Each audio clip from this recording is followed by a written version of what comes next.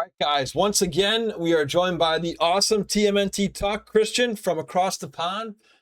On Shallonomics, we love deep diving and breaking down some, buried treasures that a lot of shows either don't really talk about and some fans may not even know existed. But once upon a time, as Christian knows, there was something called the Teenage Mutant Ninja Turtle magazine. So, Christian, if you have any background for us, feel free to explain your, how did you find these and how did these come to be back when Turtle Mania was running hot?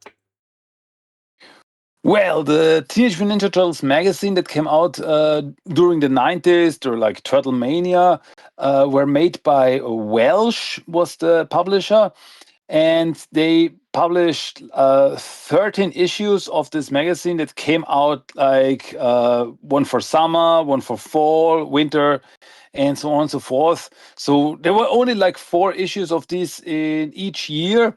And yeah, as far as I know, they were like magazines with stories of interest in the turtles, like they commented on this stuff, and each magazine also had a short comic story that was drawn exclusive for these magazines, and that was very interesting. It was only a short story for a few pages, and I think there was also like posters in there, and yeah, all the stuff that the kids loved back then. And yeah, I mean, especially the comics are very interesting because as we're gonna go over them, they are drawn exclusive for these magazines, and they were drawn by or created by people that we know. Like most of them were drawn by Jim Lawson, and yeah, there are also some familiar faces, familiar characters appearing in these stories, but they're not really connected. I mean, of course, they are mostly connected to the classic turtles from the cartoon, because yeah, that was the time around them. They were their thing back then, but it's like its own world. It's like short episodes from its own world. It's not connected to like the Archie comics or anything. But yeah, they're just fun. They're really fun. We're looking forward to talking about them. Excited. So I had these once upon a time, not as a kid, but I think a lot of us are Teenage Mutant Ninja hoarders sometimes just because we grew up with, gotta have it all. Give me the turtle toothbrush, give me the turtle cereal, give me the, turtles toaster, whatever, anything that's got Ninja Turtles in.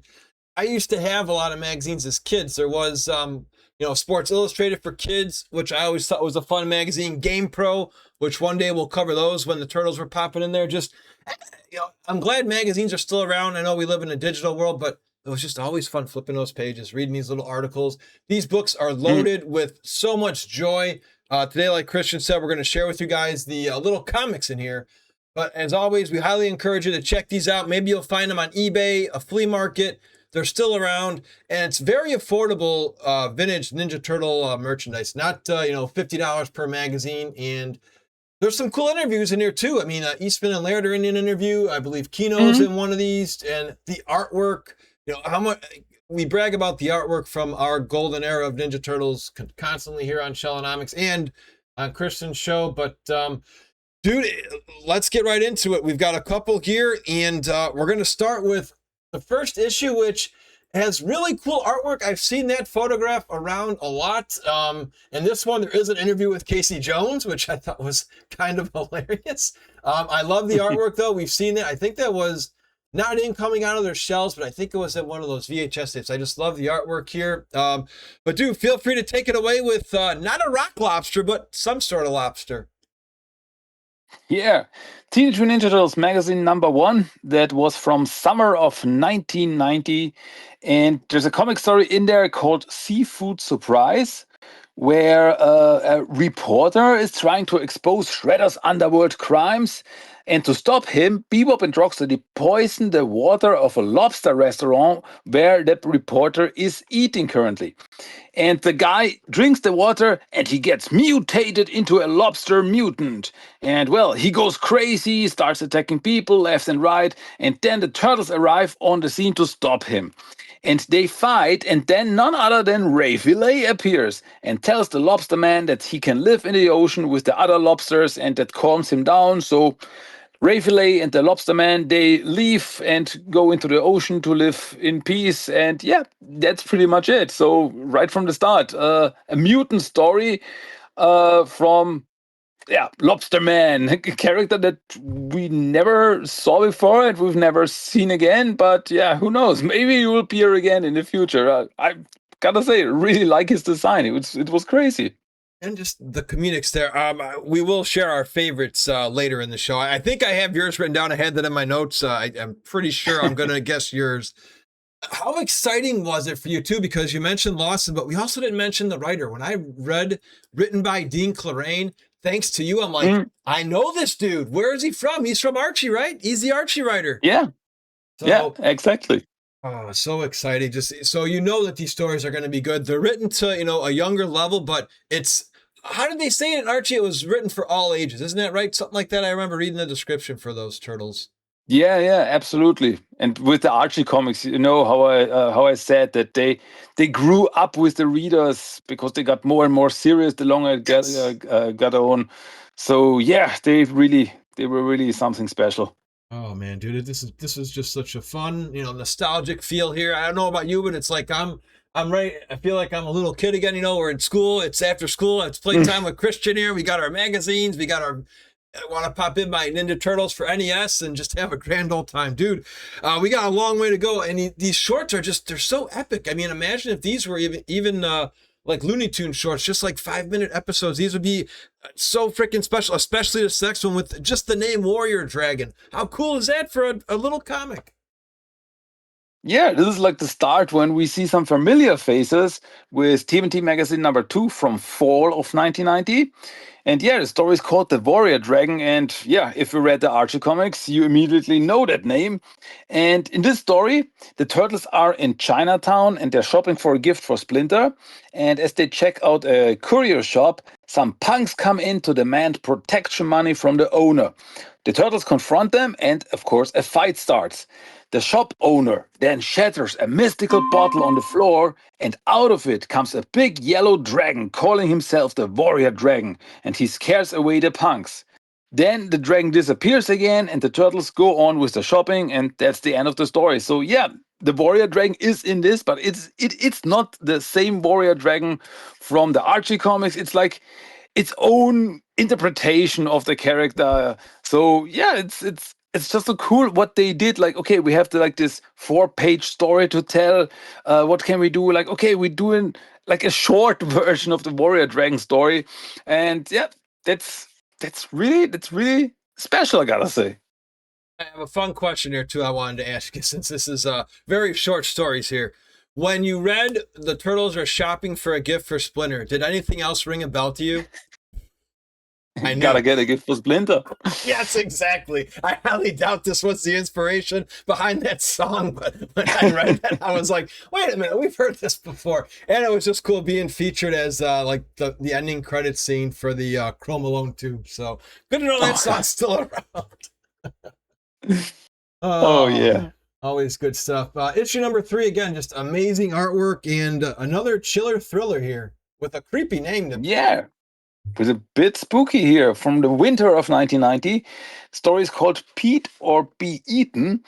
And here the story starts with the turtles. They're waiting in the street with pizza and they're waiting for Splinter. But when he doesn't come, they go looking for him and find him tied up in a bell tower by a mutant owl creature named Nocturno who wants to eat Splinter.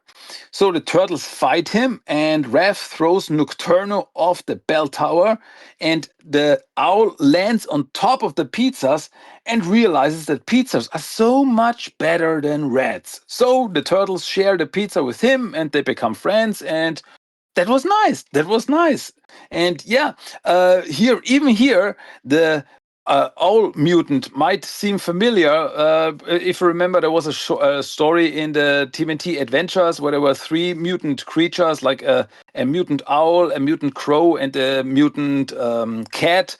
Oh, yes. And yeah, here the owl, once again, its own interpretation of the character. So for this, I really like the stories, and I gotta say, I'm surprised that they never collected these stories in like a trade paperback or something. That I would get that thing in a heartbeat. Oh, absolutely. It would be cool to have these. I don't know if they have the rights to reprint these, but just again, just for nostalgia and all that. The next one, though, this is a funny one because for some reason, the next one you're going to read with, I believe it's Gorilla. Yeah. I feel that's more like Sergeant Bananas. You can talk about it, but the dude in the beginning who like has the turtles tied didn't that look like the McDonald's arch to you on his shirt? Yeah. Okay. Glad you know You're I'm not right. the only one Yeah, that noticed yeah. I didn't realize that. Yeah. and it was the colors too, the red and gold. So there was a jab, or again, writers and artists like to put little sneaks in there, and it had to be for that reason. So just a fun little thing I noticed. But yeah, feel free to break down the gorilla, the Welcome to the Jungle with the bungle. Yeah, magazine number 4 from spring of 91. It's called Bungle in the Jungle, where the turtles, they went to South America to stop the deforestation of the Amazon rainforest. But they got caught by an evil lumberjack and they get tied up. As the bad guy comes closer with his chainsaw, he gets hit in the head with a coconut by a monkey. And then a big gorilla in commando gear appears, calling himself Gorilla. And yeah, he looks very much like Sergeant Bananas, but I don't know, maybe because of some licensing problems, he was not called Sergeant Bananas. Well, the monkey frees the turtles, and together with Gorilla, the turtles fight the lumberjacks. And after they defeated them, then Leo asked him what kind of business an African gorilla has in South America. And the gorilla answers, well, of course, it's monkey business. Badumts, thank you very much. Yeah, so this is the only appearance of, well, it's hard to say because it's not Sergeant Bananas, even though he looks like Sergeant Bananas, but it's the gorilla, who we even got an action figure like from Super 7 that looked like Sergeant Bananas, but it was also called Gorilla. It's very confusing why they did this. But anyway, hey, it's the only mutant gorilla in a comic story that we got so far. So it's something special. Oh, absolutely. I do have one funny story to share about Sergeant Bananas, where my buddy was not a bad guy, but a little sneaky one here. We're not going to name anybody. It was very small. It was a very small, I guess you can call it a little crime, but it was kind of funny. So years ago, when he was collecting Ninja Turtle toys, we go to toy stores, right? You see they're just in bins. And he needed the accessory for Sergeant Bananas. So what he did was he didn't need the toy, he just needed the belt. So he took the belt buckle off, put it on a different toy he bought for himself. Oh, This is before all these accessories were worth a lot. But just a goofy. Yeah, it's like shame on you, but just a little funny thing right there. But dude, we got the Will Ferrell elf moment coming in the next one where it's like, I know him, and it's all thanks to our previously recorded episodes here on Shellonomics on Spotify and YouTube with Mr. J. Yeah, in magazine number 5 from summer of 91, story is called Wildcat Blues. The turtles, they are still in the rainforest and they're there to stop some ocelot poachers, but the poachers have machine guns and the turtles have to retreat. The turtles follow a trail to a temple in the jungle and there they run into Jaguar, who attacks them until he realizes that they are the good guys. So yeah, once again, a familiar face. So turtles, Jaguar, they're cool with each other, but what about the poachers? Well, Jaguar has already caught them in their own cages and fed the ocelots, so everything's fine in the jungle again. So yeah, that's once again, it's like the very short version of Jaguar from the Archie comics. So I like it. I really think it's cool what they did with these short stories to give us, like, I don't know, could you call it like a sneak peek of the bigger story from the Archie comics? Maybe that's what they had planned for this. Anyway, cool to see Jaguar here.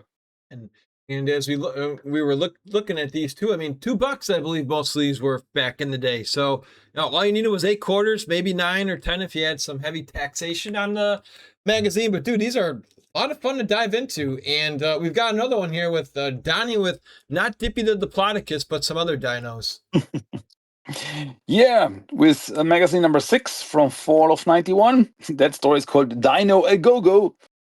The turtles, they're still traveling through the rainforest together with their friend Jaguar, and he shows them a mining operation which causes deforestation in the jungle. And that threatens some very special animals that live in the forest, namely dinosaurs. So the turtles and Jaguar ride these dinosaurs to a teepee and bring them into a secret grotto where they can live in peace and they are safe, and so everything's fine. And that's pretty much the story. Turtles riding on dinosaurs. Turtles and dinosaurs, always cool. So yeah, that was good. That was fine. It's funny. I didn't really. We always say sometimes, I mean, because these aren't really canon. So if somebody was just like, "Hey, I just want the Archie story," you could skip these. But there's not one here. It's only been a few episodes. I'm like, I didn't really care for this one. I had fun reading all these, especially the next one where we know Kevin Eastman was big into heavy metal. I'm pretty sure this certain band had an impact on the name of the next one you're about to read. Oh, you might be right about it. In TMNT magazine number 7 from winter of 91, there's a story called Motorhead. And the story starts off with a mystery because someone or something is stealing all the gas in the city. The Turtles and April investigate and they run into Motorhead, a human car creature, and who can also control other cars. And with all the gas and the cars under his control, he wants to pollute the city and cause chaos. So the turtles fight him and his cars until suddenly Motorhead and the cars power down, and because they are out of gas, and now they're not a threat to anyone anymore. And yeah, that's it. They just ran out of gas. And but I gotta say, once again, Motorhead, very interesting character, interesting design here. It's like, yeah, as I said, it's like a human mixed with a car, wild, and an original character of this comics. So, like it. It's cool. It gave me some freaky deaky vibes. We're close to the same age, so I'm pretty sure you've seen this old movie, The Brave Little Toaster. Oh yeah, I Do, remember do, that do one. you Yeah, remember the car parking lot where they're singing that song? That's what gave me the vibe here. All those cars are just breaking by the dumpster. I'm like, yeah. I thought it was gonna come here and suck up one of the cars because there's at least like 10 or 12 cars in this issue. Yeah, definitely. Yeah, yeah. And I see what you mean. Yeah. You're worthless. I thought they were gonna start singing along too.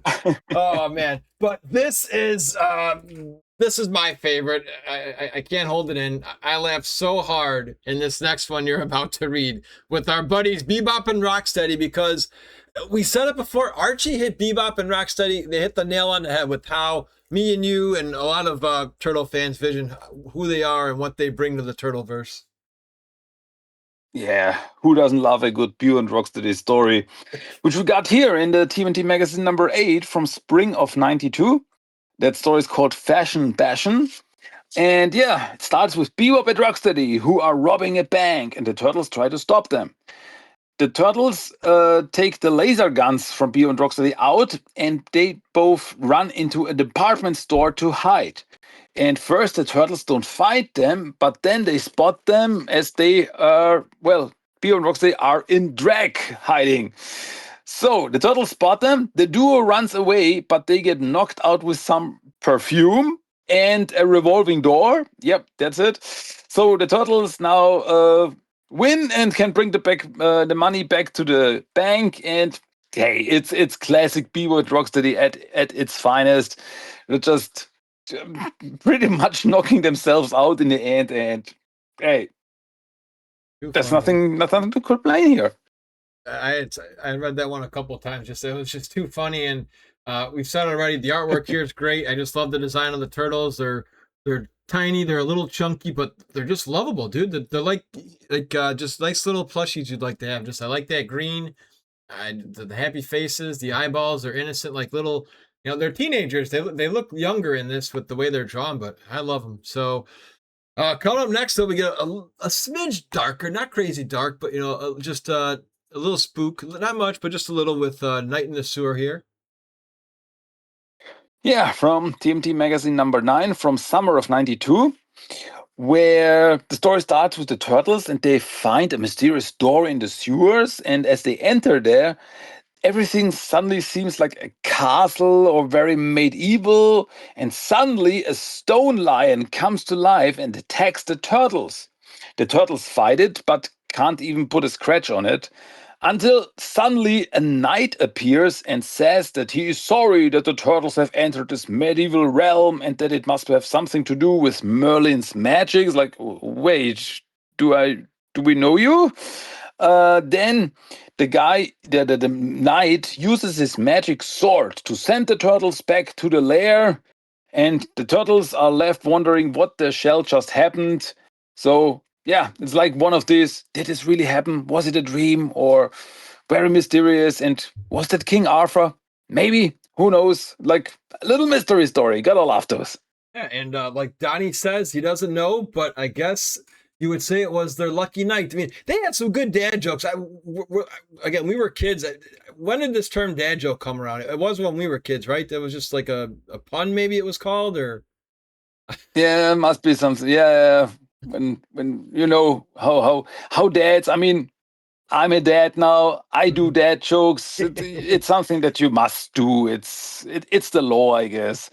And when you're only good at being a father when you say something that you think is funny and your kids start rolling their eyes, then you've done everything right. Can you give us one example if you have one that comes to mind? Is there one that you use like that's your go-to? Uh oh boy. What is a good one? What is a good one? Uh where can you what's the best way to lift up kids? Well, in an elevator. There you go. See, and That was horrible. well, that's right. But see, I like those ones where it's just so bad you laugh, like a Kung Pao Enter the Fist. I love the Airplane, Yeah. Naked, those kind of movies. And yeah, maybe I'll put you a little bit on the spot here, but who do you think did it better? Because the old cartoon tried to make these zingers at the end, like Scooby Doo and all the He-Man and all these other cartoons, and I would laugh. But I never really laughed as a kid watching those. I think maybe the one in April Foolish where she puts the bald head on, and I laughed a little at that. But the jokes here, I think, are better. Which one do you think did a better dad jokes? The ones where here in these little magazines, or the old cartoon? Just the dad joke spot, not nothing else. Yeah. Yeah, I'm there with you. It's like with the old cartoon. I always like this little stinger at the end, but it's not like that I was laughing out loud or anything. Like that was nice. And gotta say, they with this magazines, they really nailed the ending here. Like okay, like little joke at the end, and like I like it. That was nice. That was funny. With the gorilla in the end. Yeah, I'm doing monkey business. Yeah, it's like I see what you did there. So yeah, it puts a smile on your face, and that's everything. That's everything you want from this comics.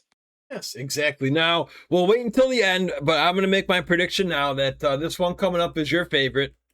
Feel free to take us into one of your spooky ones. I'm sure you get like giddy, like, ooh, all right.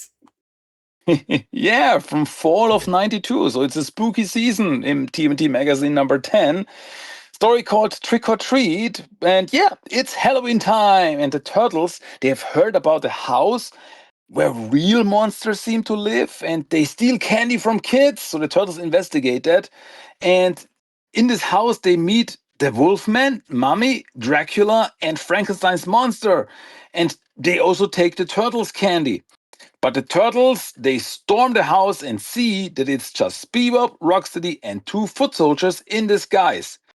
As the turtles fight, Bebop and Rocksteady run off, but in front of the house, they run into real monsters and they faint. The turtles find them on the lawn and wonder what just happened as some kids in costumes take off with Bebop and Rocksteady's candy. Or were they really real monsters? I guess we will never find out. But yeah, that's classic movie monsters. They always work for me. It's like, yeah, that's Halloween stuff. You know me. It's Yep.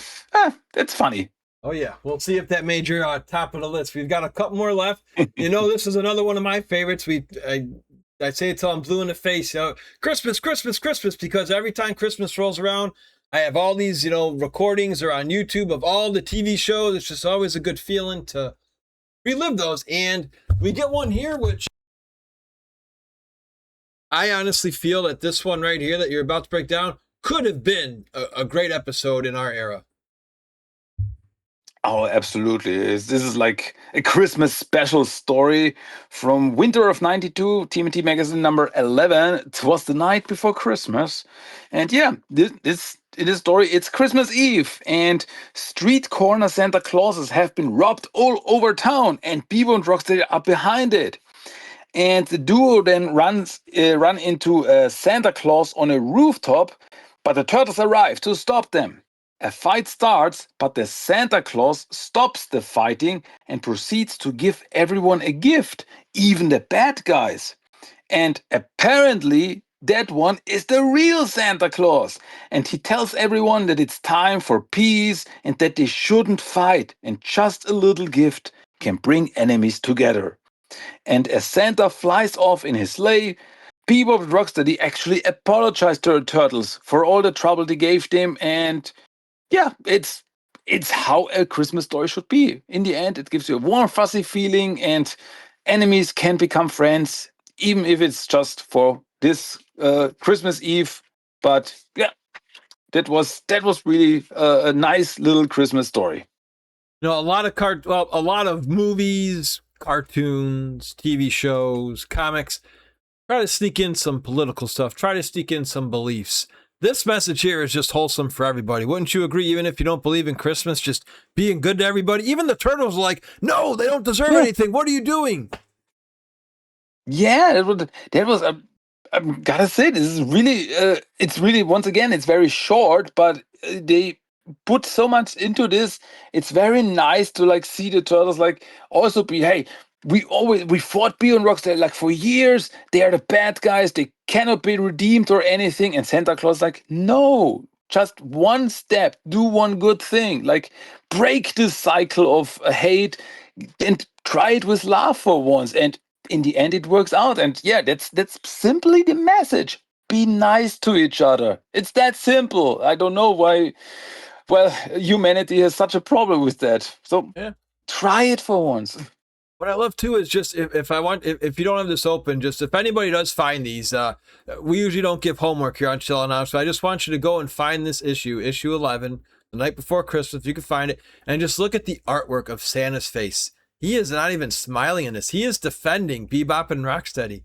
If you go back and look at it was just phenomenal artwork. I just love the message. Really good. For some reason, though, it seems that issue 12 was just focused on Turtles 3, which is cool because we get a variant issue cover, which we have. There was no comic in there. So there is none there, but we do have one more with arguably one of the, well, they're all cool, but one of my favorites for artwork design with Leonardo and a nice little like ghost pirate. Kind of gives you that Turtles in Time vibe, or the ghost ship in Hyperstone Heist. Yeah.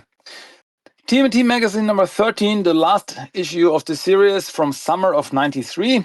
The story is The Riddle of the Rusty Scupper, where the turtles and April are on vacation in the Caribbean. Very nice. And as they sit on the beach, an old pirate ship appears.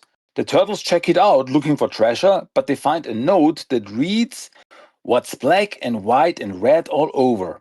And then they suddenly get attacked by skeleton pirates. As they fight, the pirates tell the turtles that they have to solve the riddle to break their curse. The turtles have no idea what it means, but April is the one who sees the Jolly Roger of the ship and realizes that skull and crossbones against the setting sun is the answer to the riddle. It's like black, white, red from the sun.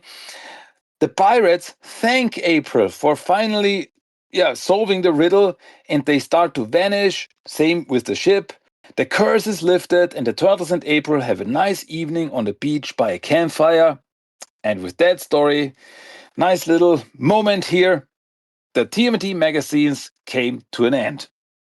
93, that was it. That was when Turtle Mania started going a little backwards. So Bad news and good news for those who, again, who haven't read this yet. Bad news is April doesn't fight, but the good news is she was so close. Christian didn't you want her to swing that sword when she's sitting there holding it in kind of fear? I was like, we haven't seen her in any action. I mean, in Archie you do, but in the cartoon, all she did was swing her pans against a couple mousers. Yeah, exactly. It's like would have been nice to see her really showing some ninja moves, or like a mix from the Archie and from the classic cartoon. Like just a little bit, just swing a little sword. But yeah, what can you do? Yeah. All right. So, favorite one. Was I right? If you had to just pick one, did I win? Um, Gotta say, yeah, Trick or Treat, the Halloween story, that's definitely up there. Um, but yeah, I gotta say, there's not a bad one in there. They're all No, not at fun. They're all. very short. They're very entertaining. But I also kind of like the Bungle in the Jungle, just for the for Gorilla, even though he was not called Sergeant Bananas, but it was Sergeant Bananas. So Yeah. just to see him in a comic, see the character in a comic finally, since it was only an action figure, that just nice. Or Motorhead, I also like that. Just for the design of the character, really got some cool designs in there. Like them, would like to see him back in the future, like in some other TMNT universe. Like bring Motorhead back. That would be nice. So yeah, but yeah, you're totally right. The Halloween one is definitely up there. It's cool. Like in the end, with are these real monsters in there? Like, who knows? Like a little mystery. I love that stuff. Oh, because you get everything the turtles want: action, suspense, and a little laugh at the end. And again, it's Bebop and Rocksteady. They do it again. So, were you shocked? Again, maybe they were just short stories, but just your own opinion here. Why no Shredder and no Krang? Hey, you're right. We only got Bebop and Rocksteady and some foot soldiers. So yeah, that's surprising if you think about it. I didn't even realize it for a moment. Like, but you're totally right. There was no Shredder, no Krang. Hmm. Why that? I don't know. Yeah, maybe So it's not like they had to worry about continuity or anything. So they could do whatever they want, but I guess they just wanted to tell all these little stories. And yeah, when Shredder and Krang are around, it's always about world domination, and that would have been too big of a story. I don't know. So yeah. that's kind of where I was leaning. I'm thinking maybe it wasn't that the writer Dean Claring on it. We're just guessing here, hypothesizing that he didn't want to take away from the Archie series itself. And although actually, I kind of actually when I know we're thinking about it again, since I do remember we recalled these, Shredder wasn't in a lot of those Archie episodes issues, anyways, right? After the first few, they kind of wrote him and Krang off for most of them, right? Yeah, absolutely. So that Like could have been it. Okay. he was at the start, he was the main bad guy, and then he was gone for a while. He came back. Uh, but like in the middle of the series, the last time we saw him must have been the Future Shark trilogy. So yeah, it was only like in the first half of the series, and then he was pretty much gone, and other bad guys came in.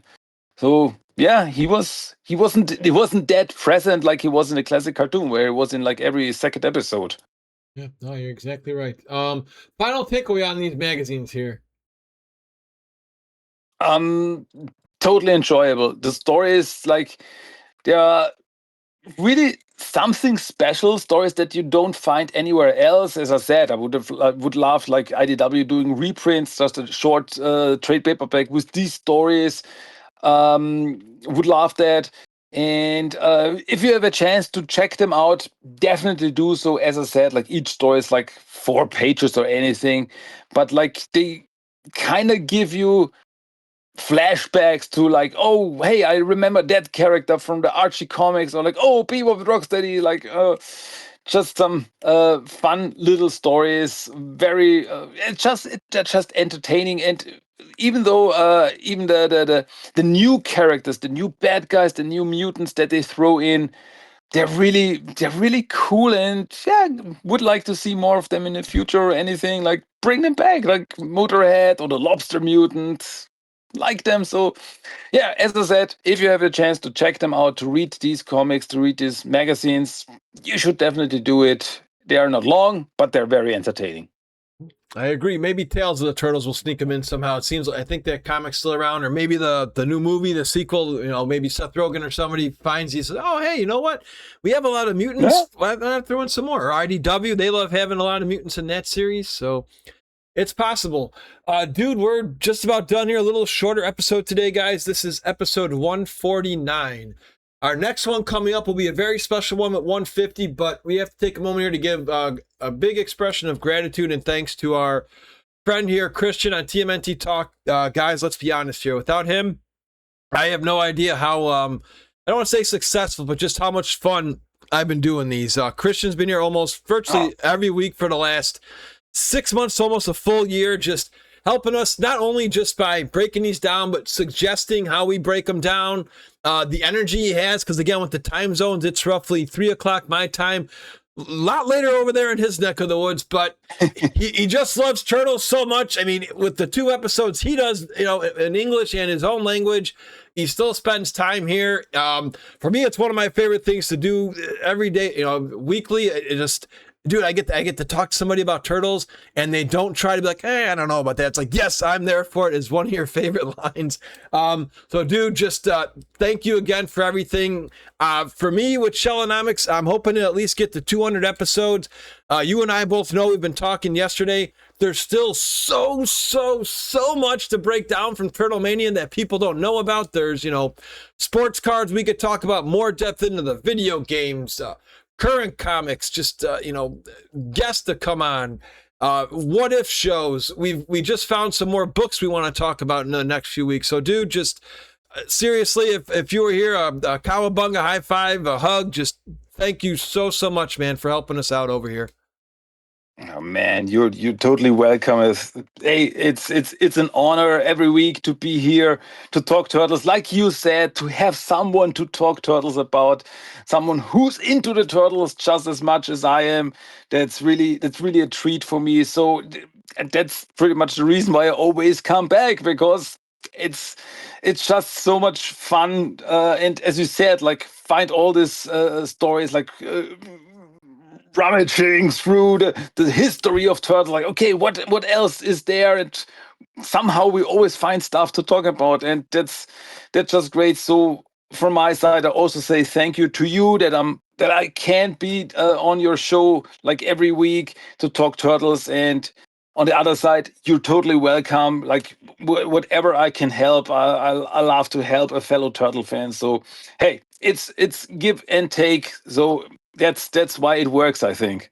What I've loved about this, bromance we've developed is we challenge each other too. It's not that we're trying to one up each other, but we both help each other's games out. I mean, I hear your show is a lot more. You've always been in psych, but just a little bit more detail on yours, which I always enjoy hearing. Just so, like we always say here, guys, this is just an appetizer of some things. We love playing pitch and catch with questions, but dude, there's a lot of great stuff going on this other cool podcast called TMNT Talk. He's even got a new video game out there that not many people have been talking about. So feel free to share, plug your channel. And I got to know, how much fun was it being a Twitch streamer and a hardcore gamer? Dude, I can't wait to, hear some more about that. Yeah, man. Yeah. TMNT Talk, as you said, that's my podcast. Check it out. Apple Podcast, Spotify, whatever. And yeah, I was able to play Teenage Mutant Ninja Turtles Empire City, the very first virtual reality TMNT game. I was able to borrow a MetaQuest headset for that for 2 weeks. And gotta say, this is really something special. If you're able to like get your hands on a VR headset to play this game, you should try it. It's really cool. It's really fun. You are the turtle. You're really in there, running over rooftops, jumping on bad guys, fighting them. It's really, it was so much fun. It's really something special. So yeah, I was able to play through that, and it was crazy. It was really crazy. God, I can't wait to. That episode is in a different language, right? That's not the English one. The English one, though, is that more with The Last Ronin? Exactly. Just today, when we are recording today, I released a new English episode of TMNT Talk where I talked about the newest Last Ronin comic, the one-shot comic, Training Day. where we see some more from Michelangelo and Casey Marie Jones and a little adventure that they had together when Mikey was training her. So yeah, if you're like, oh, I want to hear more about that, check out the podcast Teenage Mutant Ninja Turtles: The Talk. Oh man, yes, dude. We got comics, games. You got it all over there too, dude. Don't forget, guys, he's also got an awesome Instagram where there's little surprises that pop up now and then. You don't want to miss any of them. So that is going to be it today, guys, for Shellonomics episode 149. Again, just can't appreciate you enough for your time, energy, and just the passion you have for, Turtle fans. We both hope you guys enjoy these. Feel free to leave a comment down below if there's something you feel me and Christian have missed. If there's something you guys want us to talk about, let us know. Both of us love talking with fans, especially diehard Turtle fans. But dude, that's going to be it. Until next time, my dude. Until next time, cowabunga, dude.